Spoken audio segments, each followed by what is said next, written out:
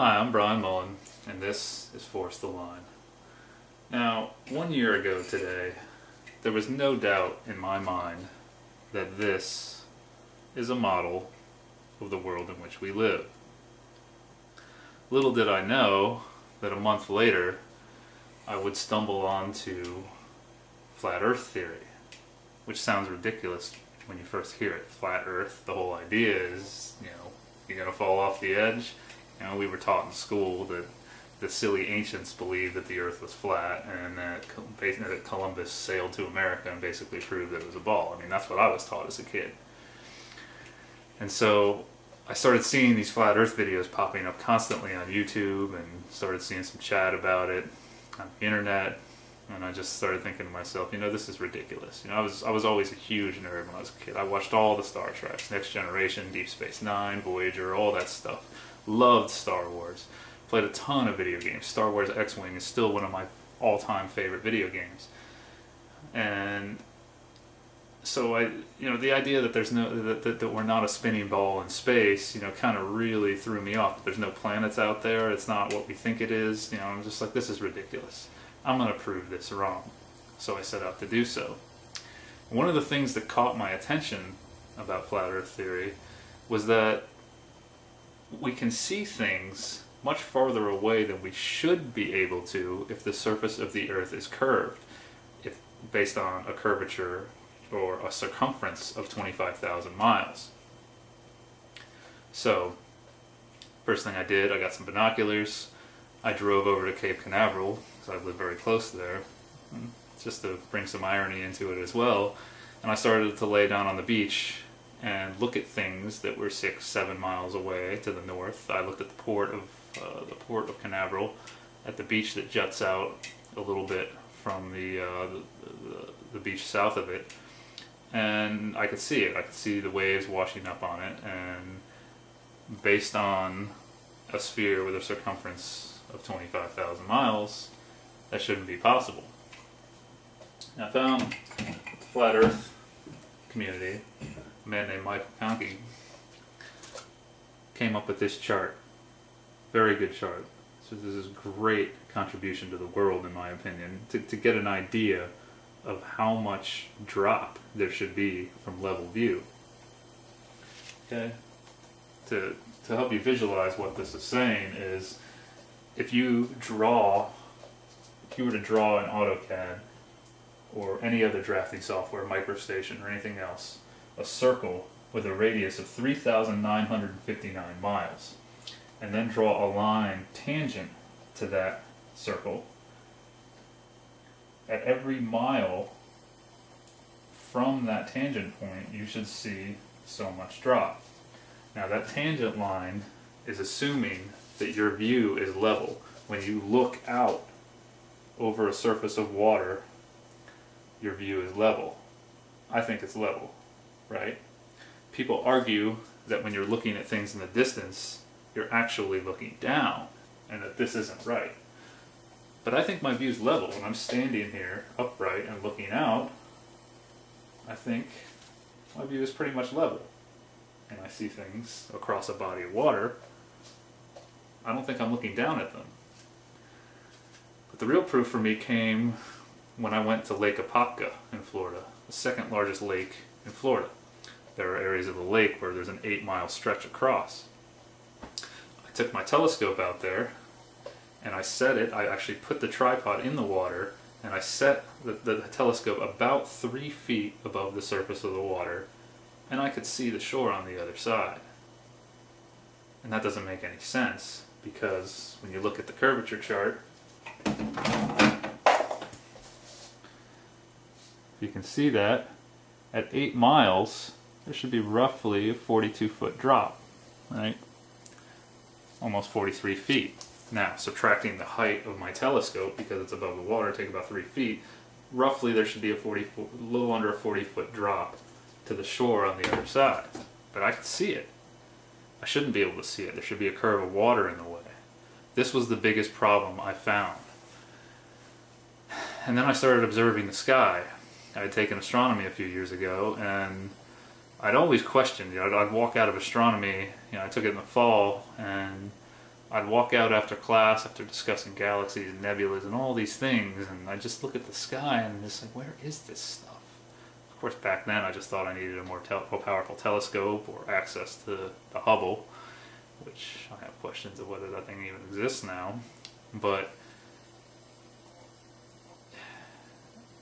I don't know. I couldn't prove it wrong. I couldn't prove flat Earth theory wrong. I thought it would be so easy to do, and it was actually very difficult to do. And I became so obsessed with this that I actually started my own series on YouTube called Balls Out Physics. And the whole purpose of the series was to put the ball model to the test, to really throw the questions out there and to get some feedback from people. I made some errors in my videos, and I have to go back and correct those errors. In the words of the great John F. Kennedy, an error does not become a mistake until we refuse to correct it. So I will correct some of those errors. However, I don't think that anything I've done in my videos is absolutely wrong.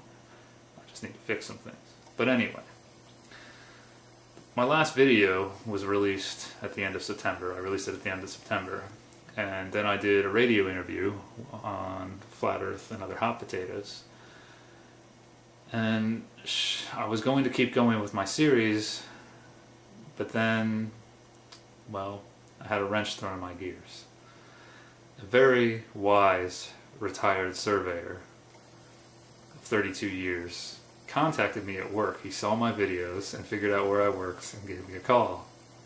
And we discussed an experiment that he deemed the plumbicular experiment, about using lasers, and came up with a way that we could actually try to measure the curvature to prove this. And then shortly after that, he sent me a link to the Rectilineator documentary, which is actually the backbone of concave Earth theory. Concave Earth basically is the theory that we do live in a sphere. In a sphere. We're on the inside of the sphere, and that the Earth curves up away from us. And we just can't see the curve because of an optical illusion. I looked into this some too. And right now, I'm not going to say that the Earth is a convex sphere, which is this model, that the Earth is flat, or that the Earth is concave. At the moment, I really don't know. The only thing I do know is that I can see things farther away that I should be able to. And observing the celestial bodies with my telescope and watching the sun and the moon, I'm having a really tough time believing that they're that far away. You know, the sun and the moon move through the same path in the sky. Without being told that the sun is 93 million miles away and that we are rotating and that's what makes it go through our sky, you could never conclude that. That's why the ancients thought that the Earth was flat and that we live in a geocentric world, meaning that everything revolves around us. Okay? Something to keep in mind. A Major League Baseball player steps up to the plate. Pitcher throws the ball, 90-mile-per-hour fastball.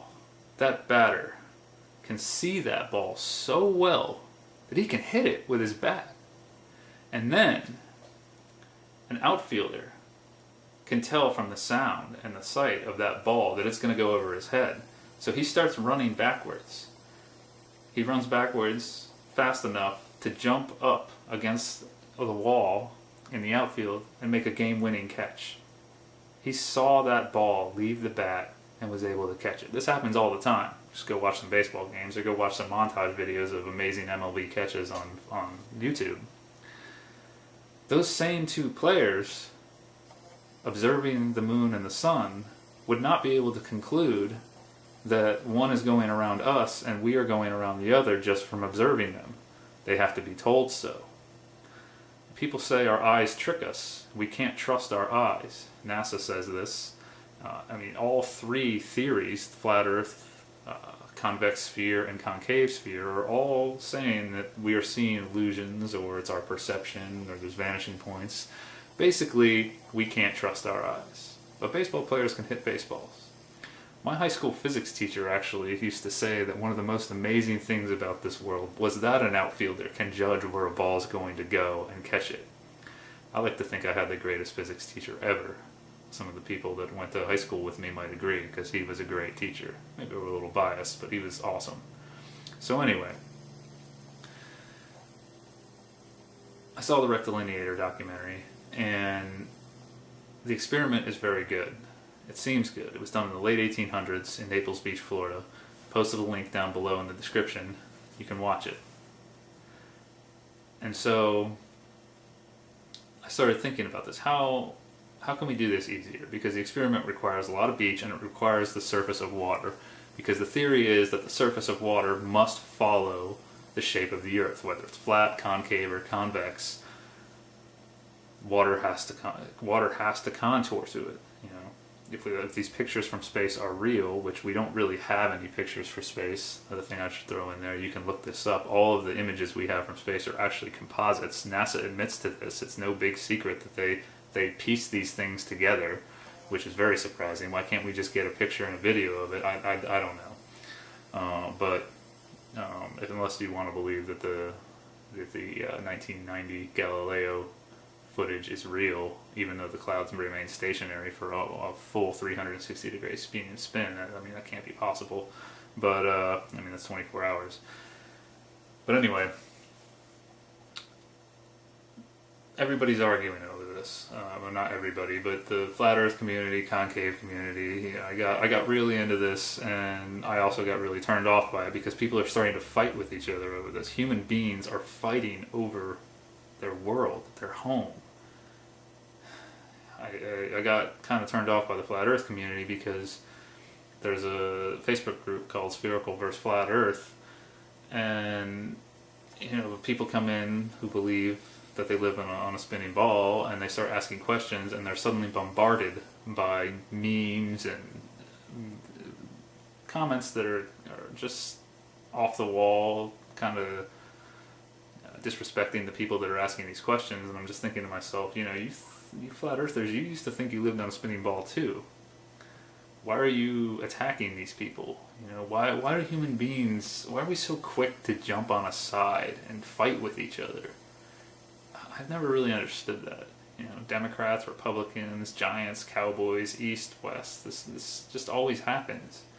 You know, why we don't really get anywhere when we fight with each other over things. We just end up with two sides, an endless debate. It just goes on and on and on. We never really get anywhere. We need to start working together, I think. So, anyway, our eyes cannot be trusted. That's the general consensus. We're being deceived. We cannot trust our own eyes. So, we really can't conclude that the Earth is flat, concave, or convex from cameras or telescopes or anything, right? Because everybody's just going to argue, oh, it's an illusion, light's bending, oh, this, that, this is what's happening, you're not seeing what you're really seeing, blah, blah, blah. So, why don't we just measure it? I started thinking about the rectilinear experiment. I started thinking of easier ways to do it. Existing structures like bridge piers we could use to try to build a rectilinear type device over the surface of water and measure the distance to the water. But the more I kept thinking about it, and I'm a structural engineer, so I deal a lot with erecting structures and how much it costs and blah blah blah. I just couldn't come up with a cheap way to do this. And then for some reason about a week ago I was tying my shoes getting ready for work and it hit me. We don't need water. There's actually a very easy way to do this.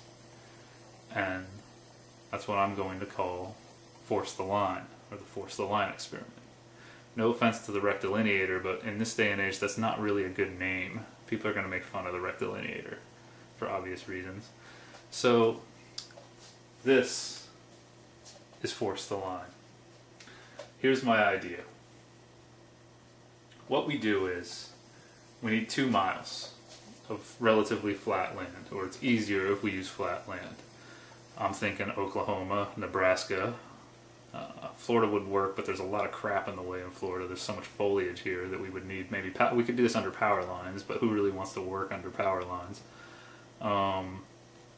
So here's what we do. we set posts over a 2-mile stretch of land. What I've got here are my posts. Okay? 10 feet on center. Here's your first post, second post at 10 feet, third post at 20 feet, all the way down to 2 miles. 2 miles away. Here's your last post at 10,560 feet, or 2 miles. And your second to last post at 10,550 feet. Okay? Got my break line in here to show that the distance between these two posts is 10,530 feet. You see what I've drawn here, okay? Now the idea is everything is based off the first two posts. Okay? What we do, we set the posts in a straight line. Very, very easy to do. Contractors can definitely do this.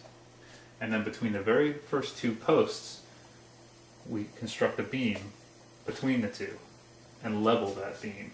Okay? We level this beam, okay? Make it level. This is typically how beams are constructed. You always level them out unless there's a roof slope or something. But for a floor beam or something, you would always level it. Anyway, so this point right here is this point on the Earth if we live on a convex sphere, okay? Meaning that when this beam is leveled, there is an imaginary line perpendicular to the center of gravity of the Earth, extending to the center of the Earth. And then we do the same thing all the way to the end. We level each one of these beams all the way for 2 miles. Okay? So, every time you level one of these beams, it should be extending, it should be perpendicular to a line extending to the center of the gravity of the Earth. So over 2 miles, those beams will actually follow the curve. They have to. If a level works, the only way it can really work is on a sphere is if it works with the center of gravity. Okay? Then, what we do is we use a rectilineator type device below it to force the line. This very first beam we construct right here is perfectly parallel, or as close as we can get to perfectly parallel to this beam. It's leveled too. We level that beam, okay? But then for all of the rest of the beams on the forced line, as I'm calling it, we use a connection here that forces this beam, it forces a right angle connection to the first beam, okay? So, say this is our first beam is leveled. Okay? It's leveled out. The next beam that comes in, we use precision machine work, or like a CNC machine, or something similar, to create a connection that forces a right angle connection to that first beam. Okay? So now, this second beam is not actually level. You wouldn't be able to tell from the naked eye, and if you put a level on it, it would probably still show that it's level because our levels are not that accurate. But it will stay in line with this beam, and we do that all the way down to the end.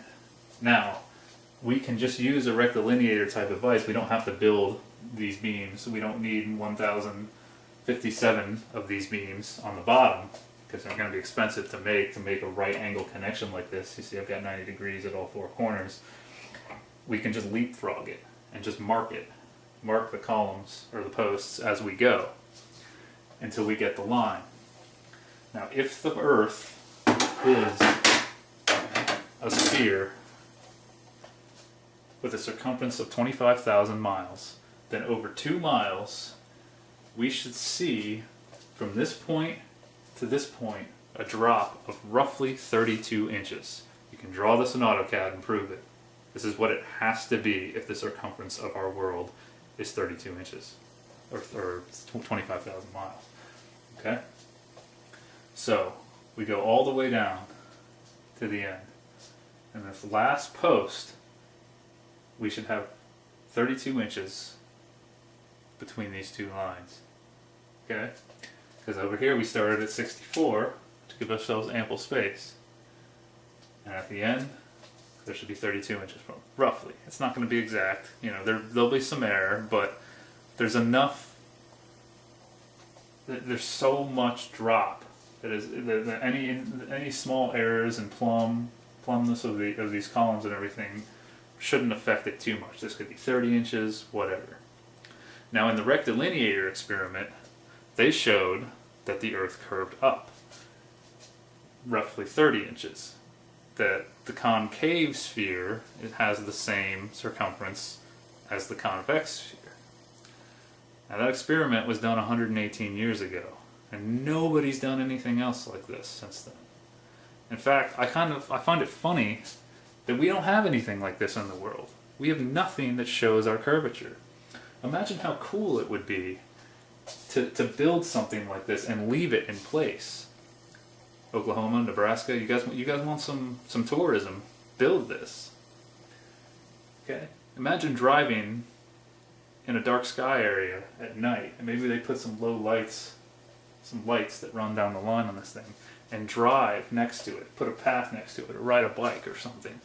And as you're traveling, you can watch the curvature happen right before your eyes. You can watch these two lines converge. They will both appear to be lines to you, but one of them's actually a line and the other one's curving. Why don't we have this? Disney, I'm looking at you. Now you might argue, oh, it's just, nobody's going to spend money on that. It's just a waste of money to do something like that. We have pictures from space that show it's a ball. There's no point. Well, those pictures from space cannot calculate this curvature. They cannot prove the curvature. And on top of that, a few years ago, the United States federal government spent $800,000 on studying the benefits of snail sex. Seriously. Now, I'm all for studying our world, but I'm more interested, as a tax-paying citizen, in the curvature of my world than I am in snail sex. Snails, I ride my bike a lot, I'm out in the woods a lot, I see snails every now and then. They look like they're doing okay. I don't think we need to study their sexual habits. Well, we can study their sexual habits after we are proven that we live on this ball. I want to see this. I want this to happen so that I can rest easier at night and know that I'm not being lied to. So, let's force the line. I ran some rough numbers, and if we assume that all these members are 10 feet long, forgetting the rectilineator, just the top line and the posts, let's assume they're all 10 feet long and that they're all structural steel and they weigh 10 pounds per foot. Now since this is outdoors, we're going to want to hot dip galvanize all of these shapes.